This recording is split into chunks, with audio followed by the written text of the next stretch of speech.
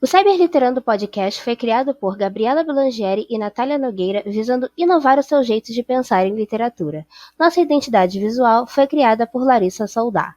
Você pode apoiar este projeto ou saber mais sobre ele nos links da descrição. Nos siga nas redes sociais, @cyberliterando, e sempre lembre que postamos novos episódios todo sábado.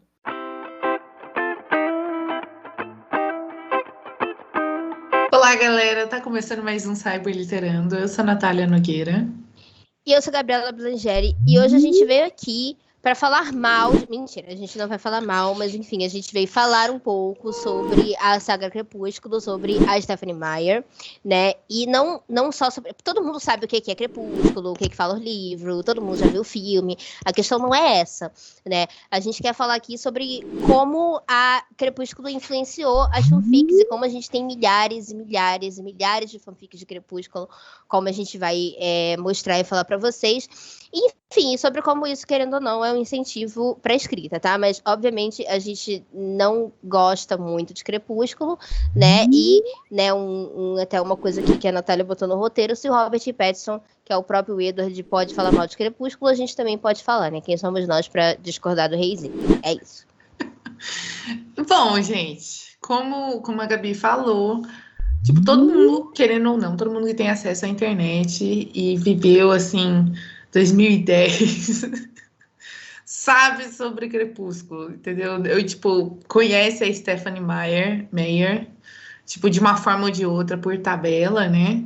Então, se você vive numa caverna e provavelmente não sabe muito sobre ela, a gente vai falar o básico sobre ela, que, né, ela nasceu em 1973 nos Estados Unidos. Para vocês terem noção do impacto do negócio, assim, obviamente tem obras mais famosas, mais conhecidas, sagas mais conhecidas e que venderam mais? Sim, mas o impacto dessa série, dessa coisa, mano, foi muito grande, assim, quando a gente fala em números. Porque, tipo, já venderam cerca de 120 milhões de cópias ao redor do mundo. Então, assim, gente, é muito livro. Muito. E tem, tipo, tradução em mais de 37 línguas diferentes, o que é bastante coisa. E foi distribuído para mais de 50 países. Então, gente, sim, não foi pouca bosta o negócio, entendeu? Sim, a escrita é suspeita? É.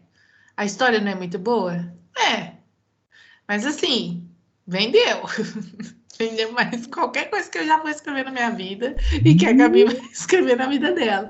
Então, assim, ela tá rica lá e nós não. Pois assim, isso porque a gente nem mencionou os filmes, bilheteria, sucesso, enfim, né? O quanto até os filmes, sei lá, meio que consagraram, assim, né? Mas enfim, abriram espaço para Kristen Stewart, pro Robert Pattinson terem outros papéis bons, né? Porque assim, enfim, tudo bom, boa noite. Bom, o que acontece? Eu sempre gosto de falar um pouquinho, eu lembro que eu acho que assim, a maioria das pessoas que gostam de ler na vida, em algum momento, elas gostaram, ou pelo menos elas tiveram um contato com o Crepúsculo. Eu, pelo menos, li todos os livros da minha adolescência, o que não significa que hoje eu goste, mas eu era muito, muito, muito fã. Então, eu lembro que uma das primeiras informações que eu descobri sobre Crepúsculo pesquisando, e que eu achei muito legal, foi que a ideia de Crepúsculo veio a partir de um sonho da Stephenie Meyer. Ela sonhou com aquela cena do filme, sabe? Que eles estão deitados naquela grama, e aí eles estão se olhando e tal. E ela sonhou com essa cena, e assim, na cabeça dela, ela sabia que ele era um vampiro naquela cena, e que ele tinha um desejo ali pelo sangue dela, né? Que ele queria beber o sangue dela.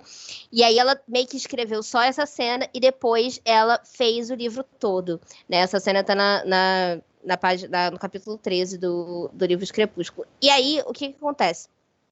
Depois disso, ela escreveu o livro em, tipo, 3 meses, o que eu acho bem rápido, se a gente considerar que é um livro bem longo.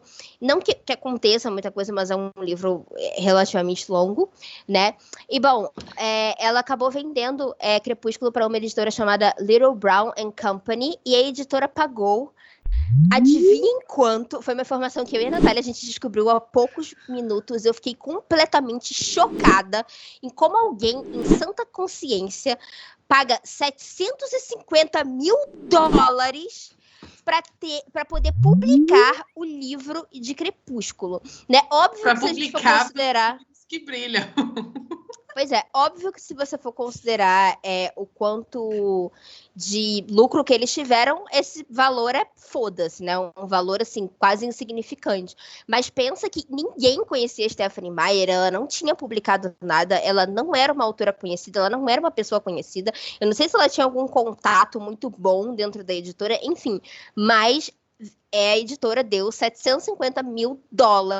Lembrando que isso foi em 2005. Então, $750 mil em 2005 valia muito mais do que vale hoje, em termos de... Sim. Falando do dólar mesmo. E o que você podia fazer com os $750 mil na época. A gente tava fazendo as contas a 4 milhões de reais, gente. Tipo, hoje em dia, praticamente. Então, assim, hoje... Tudo bem que 4 milhões não é muita coisa hoje em dia, mas assim... Gente, imagina, tipo, 4 milhões lá atrás, sabe? Tudo bem que a gente tem que considerar que é em dólar e que ela gasta em dólar e que ela recebe em dólar e que em 2005 o dólar não custava, sei lá, R$1.000 igual custa hoje. Mas mesmo assim, é muito dinheiro para um livro desconhecido de uma pessoa que ninguém conhecia. Eu acho que foi um tiro no escuro, praticamente, que a editora deu. Óbvio que foi um tiro muito certo, eles devem ter ganhado, sei lá, mais de 100 vezes esse valor, considerando a quantidade de livro que a saga Crepúsculo vendeu, mas ainda assim é uma informação, assim, para mim, muito chocante. E fora se a gente levar em consideração que, tipo, eles revenderam a saga para outras editoras, porque, tipo, eles... Tem editora nos Estados Unidos que não tem aqui no Brasil, mas tem parceria aqui no Brasil. Então, tecnicamente falando, eles têm que vender o livro para a editora aqui no Brasil. Então, assim, imagina fazer isso com 50 países, cara. Gente, é bizarro pensar o quão enorme Crepúsculo se tornou, mesmo antes dos filmes, porque afinal de contas os filmes só existem por conta de você ter um sucesso absurdo nos livros, né? Sim, e aí a gente, caçando as informações, né? Crepúsculo foi originalmente publicado no dia 5/10/2005, tá bom? Então, Crepúsculo saiu em 2005, Lua Nova saiu em 2006, Eclipse saiu em 2007, Amanhecer 2008, aí, né, Sol da Meia-Noite demorou... Saiu só em 2020, e pela fã aí, a Gabriela, de acordo com a fã Gabriela Milangeri, o livro demorou para sair porque vazou um rascunho de 5 capítulos. 12. Vazaram literalmente os 2 capítulos que ela tinha escrito do Sol da Meia-Noite, vazaram. Tá vendo a fã Gabriela me corrigindo? E aí ela desistiu de lançar e só veio agora que ela deve estar sem grana, então ela deve ter lançado em 2020 para levantar uma graninha. E a título de curiosidade, o Sol da Meia-Noite não é nada demais, gente. É a mesma bosta que aconteceu no Crepúsculo, é o mesmo livro, só que é visto do ponto de vista do Edward, assim, né? Então, pois é, gente, é isso. É esse tipo de coisa que o povo faz hoje em dia. Aí também teve A Breve Segunda Vida de Brie Turner, que saiu em 2010. Pra quem não lembra, a Brie é aquela personagem que eu não lembrava. O Rafael acabou me lembrando. Um beijo, Rafael, que tá aqui nos bastidores com a gente. Que é aquela personagem que aparece em Amanhecer, né? Que ela é transformada. Eclipse. Ela tá na batalha do Eclipse. E aí ela tá, tipo, com puta medo e tal, enfim, no fim das contas ela acaba morrendo. E aí esse livro é um livro bem pequeno, ele não tem nem 200 páginas. E ele conta a história de como ela foi transformada em vampira e como ela tava com medo. E depois dessa batalha é bem triste, porque ela ia encontrar o namorado dela e eles vão meio que fugir e tal. E ela nunca encontrou o namorado porque ela morreu, né? Mas enfim, é um livro muito legal. Primeiro porque não tem a Bella, o Edward, o Jacob, nenhum desses personagens insuportáveis. E depois porque eu acho que ele tem ele consegue pegar você, sabe? Você consegue se identificar com a Brie muito mais do que você consegue se identificar com a Bella, por exemplo, que é chata pra caralho, uma completa idiota, né? Então, tipo, é muito... Eu realmente gosto desse livro até hoje. Eu acho ele um bom livro, é sério. Não é meme. Não é meme. Vamos deixar isso claro. E aí, em 2015, ela lançou Vida e Morte, Crepúsculo Reimaginado. Gente, eu nunca tinha escutado falar desse livro, que é basicamente o Edward e a Bella de papéis invertidos, assim. Ele humano, ela vampira. O que eu acho mais engraçado sobre esse Vida e Morte é que eu tinha esquecido. Eles trocam de lugar. Tipo, o Edward, que é o cara que vem lá da cidadezinha. Só que aí ele chama Bill alguma coisa, Bial. Mas não é Bill, tipo Bill, sabe? É Bel, meio que B-A-E-I. Ah, foda-se, ninguém liga. B e o alfabeto, as vogais, caguei. E aí, Swan. E aí a Bella passa a se chamar Edith. Gente, Por que ela não manteve o caralho do nome? É só botar, sei lá, Bella Cullen e Edward Swan, sabe? Mas não, ela trocou. E aí você me pergunta, Gabi, quais são as mudanças na história? Nenhuma. Basicamente, ela fez para tirar dinheiro de trouxa, gente. Ponto. Sim, e foi publicado em 2015, essa merda. Foi até. Porque foi publicado também em comemoração aos 10 anos de Crepúsculo. Então eles meio que lançavam um box que era tipo, vinha o Crepúsculo e esse Vida e Morte, né? É morte terrível, assim, realmente. Gente, assim. É para tirar dinheiro de trouxa. Entendeu? Fora as graphic novels que ela lançou, porque ela lançou graphic novels, se não me engano, de todos os. E, tipo assim, por exemplo, a graphic novel do Crepúsculo, ela não é uma graphic novel contando a história do Crepúsculo, é tipo parte 1 e parte 2. Aí tem a graphic novel de Lua Nova, tá? Gente, pra quem não sabe, graphic novel é basicamente um quadrinho. Eu posso dizer que é um quadrinho, assim, que geralmente eles fazem de algum livro ou de alguma obra que já existe, de algum filme e tal. Então, eu até acho bem legal as artes que fizeram pra graphic novel são super bacanas. Mas assim, ainda assim, gente, é totalmente desnecessário. Isso porque a gente não incluiu aqui, além das graphic novels, livros de curiosidade. Teve um livro que ela lançou que era basicamente um livro que ele era ilustrado, e aí ele tinha, tipo, nomenclaturas, tipo, o nome das famílias, um pouquinho de história. Uma coisa completamente apenas para tirar o dinheiro das pessoas, né? E tem várias obras assim. Óbvio que a gente tá falando das que foram feitas pela Stephenie Meyer, porque tem muitas extras e tal. Mas querendo ou não, qualquer coisa englobando o nome de Crepúsculo tem que passar por ela, porque é a marca dela, vamos supor. Então, Depende, eu tenho, sei lá, por exemplo, a revista Capricho, na época que lançaram os filmes, ela publicou 4 edições de uma revista, assim, bem grossinha, eu tenho, inclusive, aqui em casa, de Crepúsculo, e aí custava R$ 20, sendo que, tipo assim, gente, custava R$ 20 em 2010, então era caro, tá? Queria só deixar isso bem claro. Custava R$ 20 em 2010, era caro. E aí era com várias curiosidades, era como se fosse sabe? Era bem grossinho, assim, aí tinha várias curiosidades do livro, de bastidores dos filmes e tal. Gente, eu era muito, muito, muito fã de Crepúsculo. Eu sei coisas de Crepúsculo que eu não deveria saber. É tipo isso. Por exemplo, uma coisa que tem nos livros de Crepúsculo que eu acho interessante são os POVs. No Amanhecer, o livro começa narrado pela Bella, aí tem uma parte que é narrada pelo Jacob, e aí você vê, tipo, ele vendo o negócio das... Inclusive, é muito perturbador essa parte, porque você descobre que o Jacob fede muito, porque ele não toma banho nunca, e aí ele fica, tipo, o tempo inteiro, basicamente, indo na casa dela, porque ela tá grávida, né, e tal, e ela precisa ficar perto dele por causa do negócio dos imprints da Renée Smith com ele, nananã, então ele tem que ficar indo lá. Aí, tipo assim, tem várias cenas que, tipo, ele fala que o pé dele sujou todo o carpete branco, sabe, felpudo, eu fiquei assim, gente, mas que porra, pra que eu tenho que saber disso? Porque, tipo, ele tava na floresta, sabe? Aí ele... Puta que pariu, basicamente. Puta que pariu. É isso que eu tenho a dizer sobre.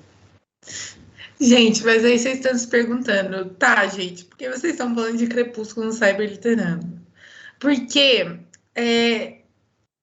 querendo ou não, por mais que hoje em dia a gente não aprecie, não goste de Crepúsculo, e nem da Stephenie Meyer, não sei, a gente reconhece o impacto que as obras dela e que ela, né, como autora, como a mente por detrás dessas obras, o impacto que ela teve na cyberliteratura. Gente, porque, meu Deus, sabe?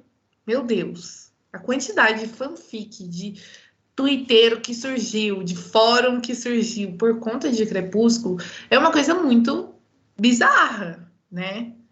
E eu acho que eu vou passar a bola para a Gabi para ela dar números, trabalhar com números com vocês. Bom, eu inclusive fiquei surpresa porque, na minha opinião, no Spirit, no Notepad não tem fanfics o suficiente de Crepúsculo. Eu achava que tivesse mais, mas a gente tem mais de 3.000 fanfics de Crepúsculo no anime Spirit. No Wattpad, nós temos mais de 4.500 fanfics de Crepúsculo. No fanfiction.net, a gente tem agora sim, mais de 33.000 fanfics relacionadas a Crepúsculo. E no Archive of Our Own, que é aquele... eu esqueci a sigla exatamente, enfim. Ele tem mais de 26.000 fanfics de Crepúsculo, tá? Isso porque, obviamente, muitas já foram apagadas, muitas já foram excluídas. No Naya, eu tenho certeza que tem um monte, se o Naya não excluiu, porque o Naya virou um grande pau no cu ao longo dos anos. Fora fanfics interativas, fora que, sei lá, Fanfic Obsession, fora as webnovelas que tinham no Orkut, em outros tipos de fórum. Então, assim, é uma coisa realmente, a gente olhando só para os números, assim, principalmente no Spirit, no Notepad, não são números muito impressionantes, mas a gente sabe, a gente que tem o mínimo de contato com fanfic, com história na internet, sabe o grande impacto que Crepúsculo teve. Muitas dessas obras se perderam, porque lembrem-se que o ápice do sucesso de Crepúsculo foi ali entre 2008 e 2012, 2013, que foi quando os filmes estavam sendo lançados. Então, muitos desses sites, muitos desses fóruns, desses posts não existem mais, basicamente. Ou porque o usuário excluiu a conta, ou porque o site não existe mais, ou porque o site derrubou. Então, mas assim, realmente é uma coisa que até hoje impressiona o quanto as pessoas engajam as coisas relacionadas a Crepúsculo. Até esse livro, O Sol da Meia-Noite, que a Stephenie Meyer veio publicar agora, em 2020. Um monte de gente comprou, um monte de gente Saiu do bueiro, os fãs de Crepúsculo saíram do bueiro, entendeu? E todo mundo voltou a comentar, todo mundo voltou a assistir os filmes e voltou a comprar os outros livros. E quem não... Eu mesma, gente, eu nunca tinha lido os livros, nunca. E eu só tinha visto os filmes. E saiu o Sol da Meia-Noite, eu não li Sol da Meia-Noite, mas de tanto a galera falar e da minha melhor amiga Milena ser fã da saga, ela encheu tanto meu saco para eu ler e tava tanto na hype, nessas coisas, falei, vou ler. E aí eu li os 4 livros da saga, odiei, mas assim, eu li. E tipo, só de ver o pessoal comentando, sabe? E eu falo. E aí a gente começou a ver como é que... Eu não sei falar. Pra mim, a fancam de Crepúsculo. De Crepúsculo no Twitter. Voltaram a enaltecer o Robert Pattinson no Twitter e divulgar de novo fanfics e a uso. Então, assim, sabe? É uma coisa que, querendo ou não, vai ter um impacto na cyberliteratura, na cultura pop pro resto da vida. E, tipo, a gente gostando ou não. Não, fora que, por exemplo, a Netflix não... Fora que a Netflix, por exemplo, ela não tinha todos os filmes de Crepúsculo no catálogo. E aí, no começo desse ano, ela adicionou. E aí, eu lembro que no dia que ela adicionou, naquele top 5 que aparece, tinha, tipo, sei lá, todos os filmes de Crepúsculo no top 5 dos mais assistidos da semana, assim, e tal. Então, realmente, uma coisa muito bizarra, sabe? Como, às vezes, a gente se pega revisitando os livros... Os livros, acho que é muita vontade de revisitar os livros, mas assim, vira e mexe, sei lá, zoando com alguém, vamos ver Crepúsculo, sabe? Aí você super vai assistir a porra do filme de novo, por motivos de sim, tá ligado? É bizarro, assim. Cara, você assiste pra reclamar, mas você assiste, sabe? E sabe uma coisa engraçada? O próprio TikTok. A quantidade de pessoas que faz react daquela cena do Amanhecer Parte 2, aonde tem a grande batalha, de pessoas que nunca assistiram o filme e aí, sabe, é o pessoal reagindo justamente nessa parte, que é uma parte que foi muito chocante. Inclusive, eu lembro de assistir no cinema, e a sala de cinema inteira, assim, meu Deus! Eu só lembro de dizer, o que tá acontecendo? Eu nunca li o livro, o que tá acontecendo? E eu lembro da minha prima do meu lado, isso não tem no livro, isso não tem no livro. Eu só Eu lembro. estava exatamente assim no cinema. Eu tinha lido o livro 3 vezes, porque eu tava muito ansiosa pro filme. E aí, do nada, arrancaram a cabeça do Carla. Eu falei, puta que pariu! Eu comecei a gritar no cinema igual uma desesperada, tipo, desesperada. E as pessoas do meu lado não tinham lido o livro, né? As pessoas foram assistir comigo. Aí eu, gente, isso no livro não é assim. Eles conversam e vão embora. Que inferno! Mas assim, eu gostaria de agradecer, inclusive, a quem teve essa ideia, porque foi Sim. muito bom. É a melhor cena de Crepúsculo. É a única cena boa de Crepúsculo, arrisco dizer. Não, quer dizer, eu gosto da cena da queda de braço, porque é muito engraçado, mas... Não, mas assim, nenhuma cena supera essa, porque é uma cena muito, tipo, muito é uma cena muito emocionante. chocante e Porque, tipo assim, o choque que você sente no cinema, sabe? Eu acho que poucas vezes eu senti tamanho choque no cinema, talvez só vendo filmes da Marvel. Mas mesmo assim, os filmes da Marvel são muito mais choque do que Crepúsculo, pelo amor de Deus. Mas assim, foi muito chocante. Aí a cabeça do Carlyle, aí daqui a pouco morre os vampiros, daqui a pouco morre o Eda, você fica, caralho, porra! Buceta! Tá ligado? É tipo isso. Obrigada, Alice, por tudo, né? Porque é a visão dela. realmente, inclusive o melhor personagem. Ela é legal.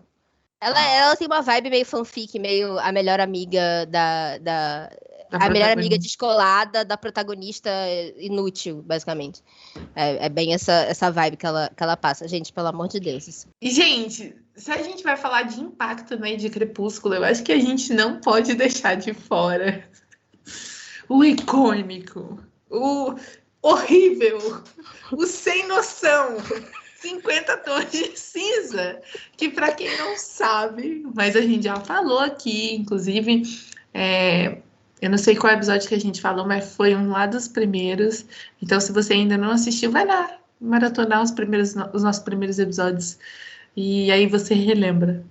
E você me diz qual que foi o episódio que eu falei, ou a Gabi falou. Mas 50 Tons de Cinza era uma fanfic, né, de Crepúsculo.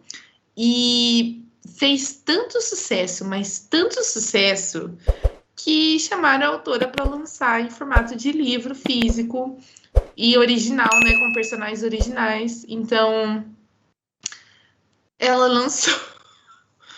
Então, no próprio livro, a gente consegue ver algumas similaridades entre os personagens da Stephanie com o da E.L. James, que eu não sei. E a James. Isso aí. Então deve ser, sei lá, Elisa, tá ligado? Uma porra assim. Enfim, vamos. Elizabeth.